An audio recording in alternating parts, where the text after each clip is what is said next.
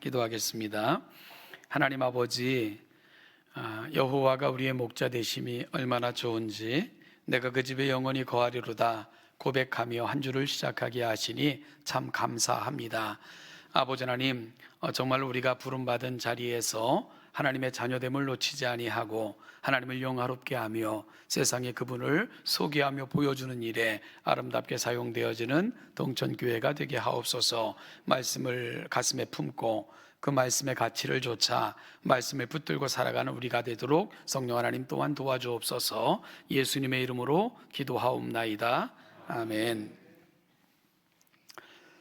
지난주에 우리가 요셉의 이야기를 나누면서 사람의 생각과 하나님의 섭리에 대해서 잠깐 생각해 봤습니다. 사람들 생각에는 아마 요셉도요, 아무런 죄가 없이 감옥에 갇혀야 됐던 현실, 또한 은혜를 베푼 바로왕의 술 맡은 관원장이 내가 너를 잊지 않을 거야 철석같이 약속하고 떠났지만 아무런 소식 없이 그렇게 또한 감옥 안에서 2년을 보내야만 했던 현실들, 아마 의미 없어 보이는 시간이었을 수도 있고 또한 배신의 쓰라림을 간직한 채 그리 보내야 됐던 2년 세월이었다는 생각도 해보게 됩니다. 그래서 우리는 한번 이런 생각을 해봤죠. 만약 그때 바로왕의 술 맡은 관원장이 복직된 후 너무 고마워 요셉을 기억했고 바로에게 요셉의 무죄를 변호해주고 은혜를 청했다면 아마도 바로는 술 맡은 관원장을 무고히 감옥에 쳐넣었던 것도 미안하고, 그리고 또한 다른 것도 아닌 종 하나 풀어달라는 것, 여러분 거절할 이유가 없었겠죠. 아마 바로의 술 맡은 관원장이 요셉을 기억했다면 요셉은 쉽게 풀려날 수 있었을 것입니다. 자, 그렇게 해서 요셉이 풀려나 고향으로 달려갔다면 어떤 일이 벌어졌을까? 아마 그 재회는 기쁨과 감사와 감격이 아니라 그 가족 전체를 위협하는 더 씻을 수 없는 상처로 남을 확률이 농후해 보입니다. 아버지는 자식들에게 속은 것을 알게 되었을 것이고, 베냐민은 복받치는 서러움으로 몸을 가눌 수 없었을 것이고, 나머지 형제들은 변명하며 서로 원망하며 책임 전가하기에 급급했을 것입니다. 그 가정에 어떤 일이 벌어졌을까 가히 상상하고도 남음이 있죠. 비록 하나님께서는 요셉을 배신과 쓰라림으로 얼룩진 세월 2년을 감옥에 놓은 그 세월이 무의미하고 단지 아픔의 세월 같이 보였지만 완벽한 재회, 완벽한 회복, 가족의 구원까지도 계산에 넣으시고 그 깊은 뜻 가운데서 그 가정의 일과 요셉의 일을 처리하고 계셨던 것입니다. 여러분, 우리의 한계는 늘 그렇잖아요. 눈에 보이는 것, 생각할 수 있는 범주 안에 머무릅니다. 따라서 우리는 눈앞에 생각할 수 있는 것 가지고 우리의 길을 정할 수밖에 없고 행동할 수밖에 없지만, 하나님께서는 모든 것을 큰 섭리 가운데 계획하시고 부분들을 그 큰 섭리 가운데 이루어 나가사 결국은 큰 그림을 완성해 내시는 하나님, 그 하나님이 바로 요셉의 하나님이시고 저와 여러분들의 하나님이심을 분명히 믿습니다. 그러니 내 인생을 주님께서 주관하시고 맡아 인도하심이 세상 그 어떤 것보다도 큰 복이 아닐 수 없지 않겠습니까? 오늘은 이 비슷한 상황을 맞이한 또 한 사람을 만나고자 합니다. 바로 사도 바울입니다. 그는 3차 전도여행을 마치고 예루살렘에 돌아온 날부터 유대인들의 미움을 받더니 급기야는요, 죽이기를 도모하는 자들로 인하여 목숨을 부지하기조차 어려운 상황 가운데 놓이게 됩니다.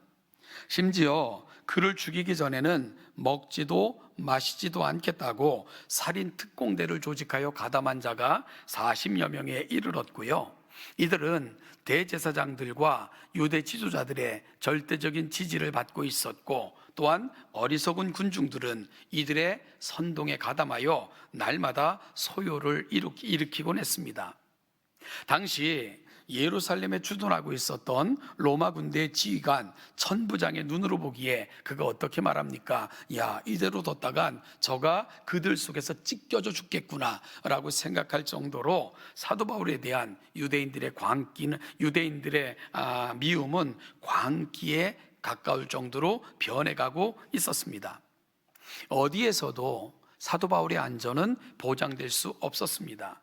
집에 있든 길을 가든 사도 바울은 늘 생명의 위협을 느낄 수밖에 없었습니다.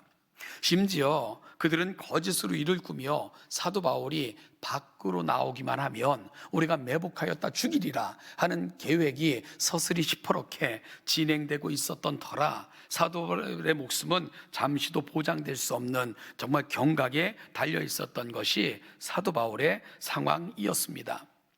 여러분, 이런 사도 바울을 하나님께서는 어떻게 보호하셨습니까?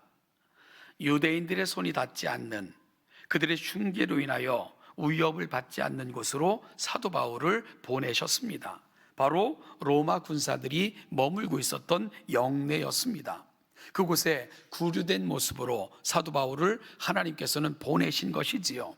왜냐하면 이곳만이 사도 바울의 안전이 보장될 수 있었기 때문입니다. 로마의 군사들이 머무는 곳, 로마의 군사들이 지키는 곳, 바로 그곳에서 하나님께서는 사도 바울을 보호하시며 하나님의 위대한 시기를 준비하고 계획하고 계셨던 것입니다. 그리고 오늘 우리가 함께 읽은 본문은 유대인들의 고발로 촉발되어진 사도 바울에 대한 심의를 모두 마친 후 로마의 총독, 분봉왕, 그리고 관료들이 모여 그 모인 자리에서 내린 사도 바울의 최종적 결론을 다루고 있는 최종 판결입니다. 유대인들의 고발도 들었고요, 사도 바울의 변론도 들었고, 그리고 그들은 따로 이 사건을 정리했습니다. 이러기까지 무려 2년의 세월이 흘러갔습니다. 여러분, 그들의 결론이 뭡니까? 그들이 일심으로 한 것, 그 말은 이 사람은 사형이나 결박을 당할 만한 행위가 없다. 그러니까 사도 바울은 아무 죄 없이 2년 이상의 세월을 영내에 구류된 상태로 머물러 있었던 것이지요. 그러면서 그들은 아쉬움을 토로합니다. 32절입니다. 이에 아그리빠가 베스두에게 이르되 이 사람이 만일 가이사에게 상수하지 아니하였더라면 석방될 수 있을 뻔하였다 라고 이야기합니다. 즉 사도 바울은 아무리 살펴도 죄가 없기에 석방되는 것이 마땅한데 그가 로마의 황제 가이사에게 상소하였기에 어쩔 수 없이 로마로 보내 재판을 받게 해야 된다 하는 것이 그들이 하고 있는 말의 취지입니다. 가이사에게 상소만 아니했어도 풀려날 수 있었을 텐데 하는 아쉬움이 배어있는 말처럼 들리기도 하고요, 괜스레 쓸데없는 짓을 해서 스스로 무덤을 판 것 아니야 하는 비아냥거림처럼 들리기도 하는 말이기도 합니다. 어쨌든 사도 바울은 로마 시민권을 이용해서 유대 법정이 아닌 로마 법정에서 재판을 받겠다고 상소한 상황인지라 그는 유대에서는 판결을 받을 수 없게 된 것이지요. 이것이 사도 바울이 예루살렘에서 경험한 것들이며 지금 사도 바울이 처해 있는 상황입니다. 그리고 이어지는 본문 사도행전 27장은 사도 바울이 로마로 호송되는 장면을 기록하고 있습니다. 자, 여러분, 여기서 다시 한번 우리 생각을 한번 좀 넓혀볼까요? 이런 생각입니다. 만일 사도 바울이 로마의 황제에게 상소하지 않았다면, 만약 그가 상소하지 않았다면, 그래서 총독 베스드와 아그리빠의 말대로 아무리 살펴도 죄를 정할 수 없기에 사도 바울은 풀어줘야 된다라고 생각해서 풀어줬다면 어떤 일이 벌어졌을까? 여러분, 어떤 일이 벌어졌을까요?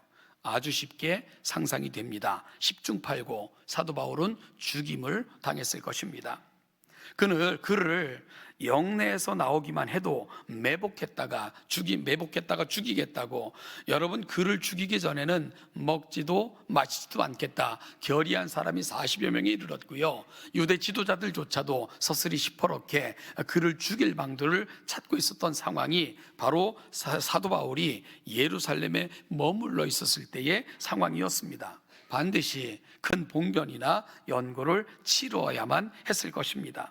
결국 영내에 2년이라는 세월을 가두어 두셨던 하나님께서는 두 가지를 계획하고 진행하고 계셨던 것을 알게 되는 거죠. 하나는 사도 바울의 생명을 보존하고자 하심이었습니다. 사도 바울은 유대인들의 손이 미치지 않는 곳에서 보호를 받게 하시려는 것, 그것이 바로 하나님의 계획이었고요.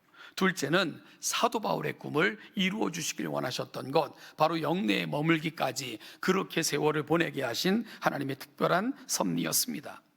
로마서 15장 22절 23절에서 사도 바울은 이런 소망을 피력하고 있습니다. 그러므로 또한 내가 너희에게 가려 하던 것이 여러 번 막혔더니 이제는 이 지방에 일할 곳이 없고 또 여러 해 전부터 언제든지 서바나로 갈 때에 너희에게 가기를 바라고 있었으니, 사도 바울은 로마 교회를 방문하고자 했던 간절한 소망을 품고 있었던 것을 고백하고 있는 거죠.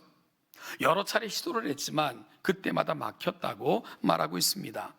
물론 왜 사도 바울이 로마에 이룰 수가 없었을까? 구체적인 이유를 성경은 밝히고 있지는 않지만 사도행전과 여러 가지 증거들을 종합해 보면 길의 위험, 동죽의 위험, 건강의 위험 등 많은 문제들이 로마로 가려는 그의 계획을 차단했을 것이다 라는 추정은 가능합니다.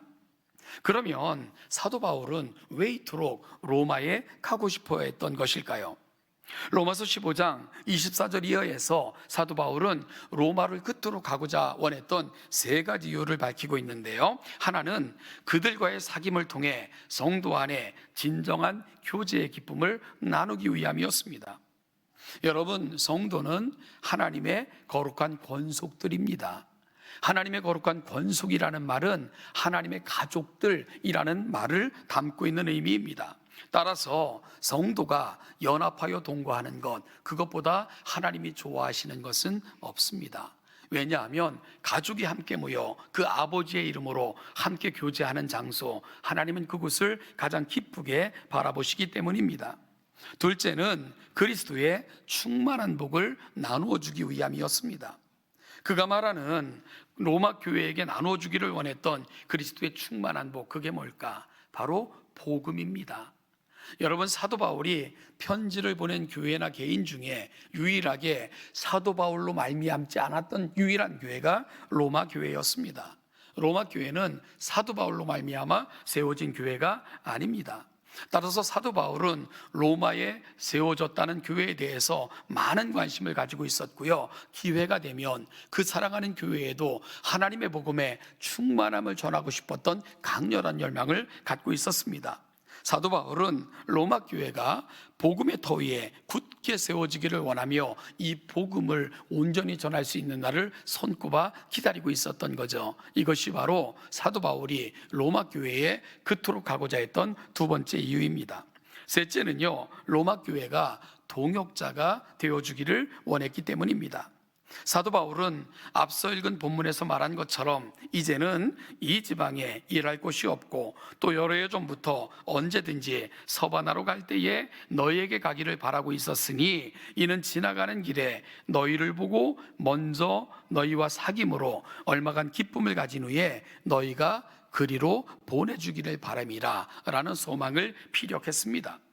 즉 사도 바울은 더 많은 곳, 더 넓은 곳, 더 많은 사람들이 복음을 들을 수 있는 그 지역을 꿈꾸며 준비하고 있었음을 보게 됩니다. 그럴 때 로마 교회가 이 거룩한 일에 참여하여 함께 동역자가 되어 이 사역을 함께 완수해 나가자, 이것이 바로 로마 교회를 향한 사도 바울의 소망이었습니다. 이것이 로마 교회를 그토록 방문하고 싶어 했던 사도 바울의 진정한 바람이기도 했죠. 여러분, 그의 가슴을 뛰게 했던, 그의 가슴을 채웠던 유일한 단어가 있다면 복음.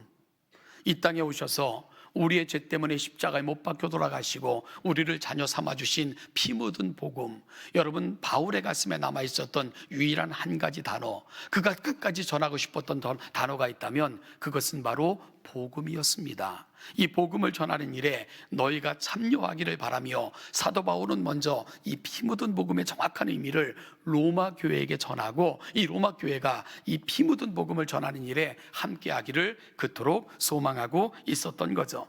이 꿈, 사도 바울의 가슴에 깃든 이 귀한 꿈, 하나님께서는 결코 이 꿈을 외면하지 않으셨습니다. 그리고 이 꿈을 향한 구체적인 일들을 계획하시고 진행하셨습니다. 그런데 사도 바울 혼자서는 로마로 가기에 너무나도 상황이 좋지 않았습니다. 너무 위험한 상황이었습니다. 몇몇 동역자들과 떠나는 여행이라도 로마는커녕 영내를 벗어나는 순간 사도 바울은 목숨을 부지하기조차 어려운 상황, 그것이 바로 바울이 처해 있었던 상황이었습니다. 그만큼 사도 바울에 대한 유대인들의 미움은 극에 달해 있었던 거죠. 여러분, 그러면 어떻게 로마를 갈 수 있을까? 어떻게 로마를 볼 수 있을까? 하나님께서는 다시 로마 군사를 동원하셨습니다. 그래서 사도행전 27장을 보면 이달리아, 즉 이태리로 가기로 결정이 되자 몇몇 죄수와 함께 바울을 호송하는 일을 맡은 사람은 로마 황제의 직속 부대의 백부장 율리오였습니다. 여기서 27장 1절에 아구스도대의 백부장 율리오라는 말은요, 당시 로마의 위대한 황제였던 아우구스투스 황제에게 속한 부대라는 말입니다. 여기서 아구스도대의 백부장이라는 말은 굉장히 영예로운 그러한 칭호입니다. 왜냐하면 어느 부대에게나 이런 호칭을 부여하지는 않았습니다. 특별히 영예롭고 또 용감하며 왕의 권위와 명예를 드러내는 부대에게 붙여졌던 특별한 명칭이 아구스도대의 군대. 따라서 이 말은 황제의 부대라는 명예로운 이름이 됩니다. 그러니까 사도 바울의 호송을 맡은 부대는 황제의 최정에 직할 부대가 되는 거죠. 이들의 호의를 받으며 사도 바울은 유대인들의 위험으로부터 보호받고 로마에 입성할 수 있었던 것입니다. 물론 가는 길에 우여곡절 많았죠. 위험도 많이 도사리고 있었습니다. 그런데요, 그 가는 길의 모든 위험조차도 하나님께서는 사도 바울을 높이시는 기회로 활용하셨습니다. 심지어 바울을 호송했던 백부장뿐만이 아니라 로마의 모든 군사들조차도 사도 바울을 통해서만 구원 얻을 수 있음을 깨닫고 그에게 부탁하는 지경으로까지 하나님은 인도하셨습니다. 피난처로 도착한 섬에서조차 사도 바울을 통해 모든 사람들은 극진한 대접을 받을 수 있게 하셨습니다. 그렇게 사도 바울은 무사히 로마에 도착하게 됩니다. 로마에 도착한 사울은 더 이상 죄수의 몸이 아니었습니다. 그곳 믿음의 형제들이요, 사도 바울을 영접하러 나와 있었고, 그는 2회 동안이나 그들과 마음껏 교제할 수 있는 특별한 기회가 제공이 됩니다.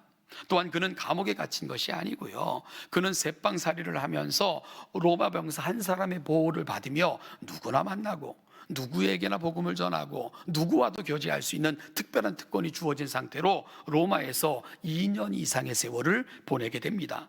여러분, 어찌 이런 일이 벌어질 수 있습니까? 죄수로 끌려간 나라, 그런데 사도 바울은 마치 당당한 승리자처럼 로마에 입성하여 그가 그토록 소망했던 복음을 마음껏 증거할 수 있는 특권을 누리고 있는 거죠.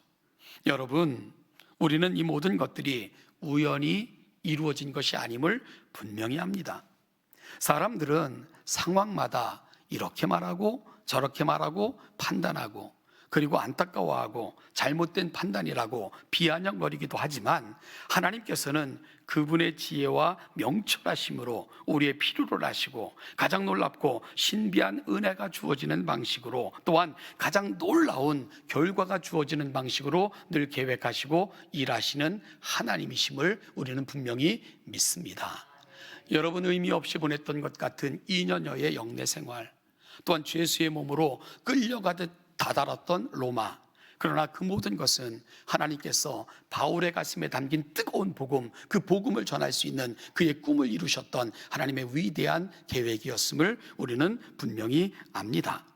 여러분, 바로 사도 바울을 유대인의 모든 괴계로부터 보호하시고 그의 생명을 보존하였을 뿐만 아니라 그 가슴에 깃든 가장 귀한 소명, 또한 가장 귀한 꿈까지도 하나님은 구체적으로 계획하시고 실행하셨던 것입니다. 사도 바울의 가슴에 깃들었던 꿈, 바로 그 꿈이 하나님의 손에 들려졌을 때 우리는 상상할 수도 없는, 사람은 바랄 수도 없는 가장 놀라운 결과, 가장 놀라운 아름다운 모습으로 바울에게 이루어졌고, 사람들은 그를 통해 놀라운 복음을 듣게 되었던 것입니다.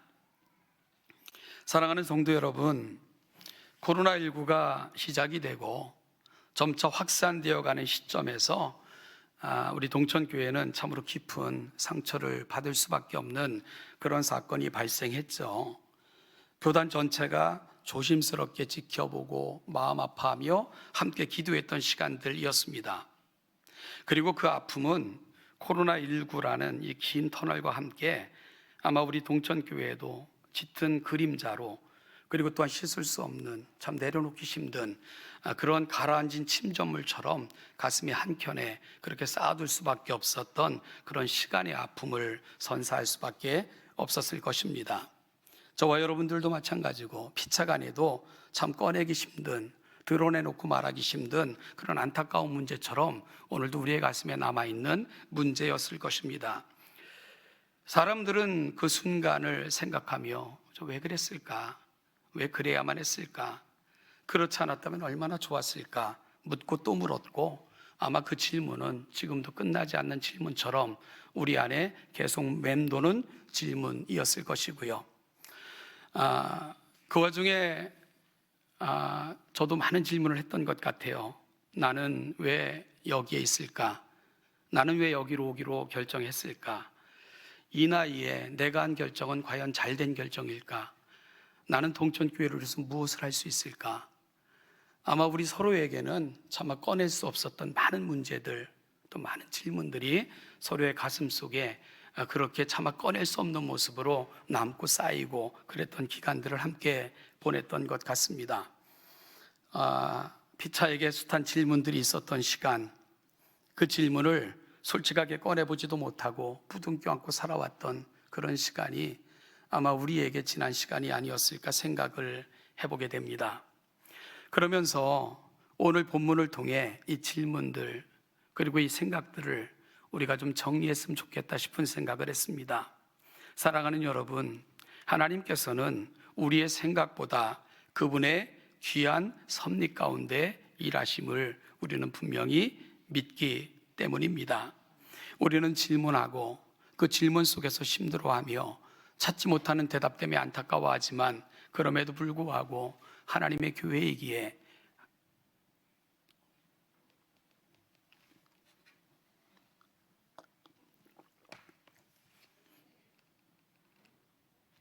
하나님께서는 가장 아름다운 결과, 그리고 또 우리가 서야 되는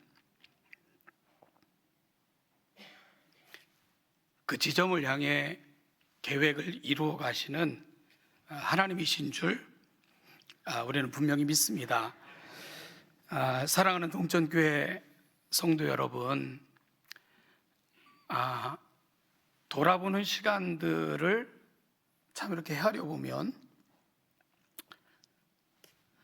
대답하기 힘든 순간도 많고, 그리고 또 돌아보면 안타까운 시간들도 많고, 그리고 또 내려놓을 수 없어서 쌓아놓고 살 수밖에 없는 그런 순간들도 있지만, 그럼에도 불구하고 하나님께서는 우리의 약함, 우리의 어리석음, 때로는 우리의 미련함조차도 하나님께서는 가볍게 여기지 않으시고 결국은 그분의 위대한 꿈을 만들어 가실 위대한 도구로 사용하실 줄로 분명히 믿습니다. 하나님의 교회이기 때문입니다. 여러분, 사람은 실수하고 그래서 때로는 후회하지만 하나님은 그것까지도 고치시고, 그것까지도 어떤 매듭으로 삼으시고, 그것까지도 전체 그림의 일부가 되게 하시고, 그렇게 해서 결국은 아멘 할 수 있는 간증할 수 있는 그 결과를 저와 여러분들에게 분명히 주실 줄로 분명히 믿습니다. 여러분, 우리에게도 코로나19 이후 만 2년여라는 참 멈춘 것 같았고 내려놓기 힘들었던 그런 순간들을 지내와 올 수밖에 없었던 시간들이었는데, 저는 그 시간이 요셉의 2년여 감옥 생활과 같을 것이고 사도 바울이 뜻 모르고 지낸 것 같았던 영내의 2년의 세월, 그것이 바로 우리 동천교회 세월일 줄로 분명히 믿습니다. 하나님께서는 가장 정확할 때 가장 놀라운 방법으로 또다시 사랑하는 동천교회의 깃든 꿈들을 이루실 것이고 확인하실 것이고 사용하실 줄로 분명히 믿습니다. 이 코로나19로 인하여 멈춘 것 같았고 잃어버린 것만 같았던 2년이라는 세월, 우리 사랑하는 동천교회를 향한 또한 또 다른 하나님의 계획은 준비되어졌고 또한 실행하시기 위해 일하심을 분명히 믿습니다. 그래서 우리는 정말 보내야 되는 분도 있고 남아있는 우리들도 있고, 그리고 또한 우리가 함께 시작해야 될 시간들이 있습니다. 이 모든 것들은 결국은 어디에 있는 누구든지, 어디에 남아 이 시간을 보내는 자들인지 모든 것을 협력하여 선을 이루게 하실 것이고, 서로의 가슴 속에 후에 다시 나눌 수 있는 가슴 벅찬 이야기들로 남겨지게 될 것이고 붙들고 살아갈 우리의 간증이 되게 하실 줄로 분명히 믿습니다. 사랑하는 동천교회 성도 여러분, 우리가 있는 상황 형편에서 더욱더 하나님을 힘있게 붙드시는 저와 여러분들이 될 수 있기를 간절히 소원합니다. 더욱더 하나님의 뜻을 구하며 오늘 이 시간 정말 하나님께서 우리 사랑하는 동천교회가 다시금 로마를 볼 수 있는 그런 교회로 세워주시기를 간절히 구하며 오늘 우리를 향한 하나님의 거룩한 꿈을 향해 나아가는 귀한 동천교회가 될 수 있기를 간절히 소원합니다. 서로를 향해 중보함으로 이 위대한 하나님의 역사가 어디에 있든지 서로에게 가장 멋지고 아름다운 결과로 그리 나타나지는 그런 결과, 우리 안에 함께 아름다운 고백으로 남기 위해 함께 기도하는 놀라운 동역자들로 다시 세워지는 우리 동천교회가 되기를 간절히 소망합니다. 여러분, 영내에 머물러 있던 사도 바울, 그 밤에 하나님은 그를 찾아가셨습니다. 그리고 말씀하셨습니다. 사도 바울아, 너는 반드시 로마를 볼 것이다. 너는 반드시 로마를 볼 것이다. 오늘 이 시간 우리 사랑하는 동천교회를 향한 하나님의 음성이 그러하실 것입니다. 동천교회야, 너희를 통해 반드시 로마가 보여지기를 소망한다. 오늘 이 꿈이 우리 안에 깃든 꿈이 되고 함께 그 꿈을 향해 나아가는 귀한 믿음의 동역자들 되기를 주님의 이름으로 축복합니다. 기도하겠습니다. 하나님 아버지, 오늘 하나님의 말씀 앞에 우리가 함께 섭니다. 그 말씀을 가슴에 붙듭니다. 요셉의 감옥에서의 2년의 세월, 사람이 보기에는 참 덧없고 무의미하고 무가치한 시간처럼 보였지만 하나님은 가장 완벽한, 가장 아름다운 결과를 준비하고 계셨던 시간인 것을 분명히 믿습니다. 하나님, 영내에 머물렀던 참 무의미하게 흘러갔던 것 같이 보였던 사도 바울의 로마 영내에서의 2년의 시간들, 그 모든 시간조차도 하나님은 후에 로마를 향한 꿈을 반드시 이루어 펼쳐가시기를 위한 하나님의 아름다운 준비의 시간이었던 것을 분명히 믿습니다. 우리가 살아왔던 지난 세월들, 우리의 약함을 보며 하나님만이 우리의 소망이시고 하나님께 가까이 나아감이 우리의 유일한 힘인 것을 다시금 확인받게 하셨으니 이제 더 우리가 힘있게 하나님을 의지하고 하나님을 붙들고 하나님이 우리를 통해 그 위대한 꿈을 사도 바울을 통해 꾸셨던 것처럼 꿀 수 있도록 만들어가는 아름다운 주님의 동역자로 세워지는 우리 동천교회가 되게 하여 주시옵소서. 우리 동천교회를 통해 마음껏 영광을 받으시옵소서. 감사드리며 예수님의 이름으로 기도하옵나이다. 아멘.